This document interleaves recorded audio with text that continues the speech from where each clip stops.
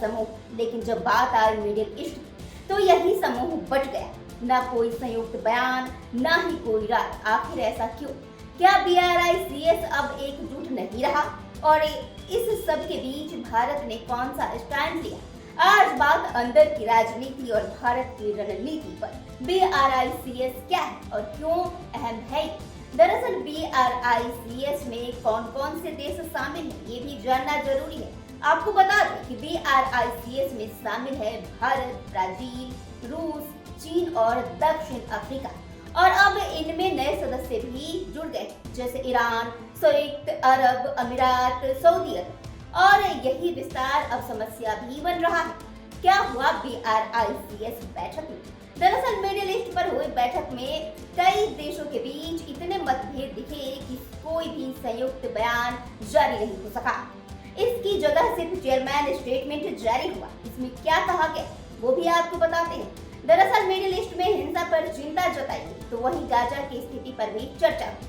मानवीय सहायता की बात की गई, लेकिन कोई भी ठोस साझा रुख नहीं दिखा। अब सबसे बड़ा सवाल कि आखिर मतभेद क्यों? ईरान का रुख। दरअसल ईरान चाहता है कि BRICS खुलकर इजराइल और अमेरिका के खिलाफ बोले।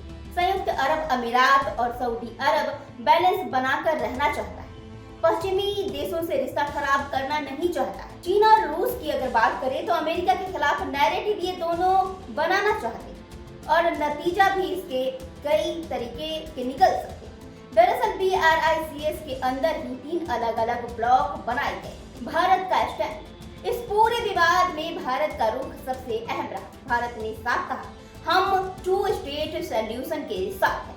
मतलब कि भारत चाहता है कि इजराइल भी साथ रहे और फिलिस्तीन का भी साथ बना रहे, दोनों शांति के साथ रहे। भारत की अहम योगदान की अगर बात करें तो भारत ने गाजा को 70 टन से भी ज्यादा की मदद दी, UN एजेंसियों को फंड भी दिया, मेडिकल सहायता भी प्रदान की। यानी कि भारत न्यूट्रल डिप्लोमेटिक लाइन पर चल रहा है। इसका असर क्या होगा? अब सवाल कि इस मतभेद का असर क्या BRICS की एकता पर भी उठ सकता है सवाल। और अगर ऐसे ही मतभेद रहे तो क्या BRICS नेटो जैसा मजबूत ब्लॉक बन पाएगा? ये सबसे बड़ा अहम सवाल है। भारत के लिए चुनौतीपूर्ण भी हो सकता है और भारत इस साल BRICS की अध्यक्षता भी कर रहा है। उसे संतुलन बनाए रखना होगा। अगर भारत की बात करें तो बात ग्लोबल पावर गेम। दरअसल मिडिल ईस्ट अब सिर्फ क्षेत्रीय नहीं बल्कि वैश्विक राजनीति का केंद्र बन चुका है। BRICS की ये बैठक एक चेतावनी।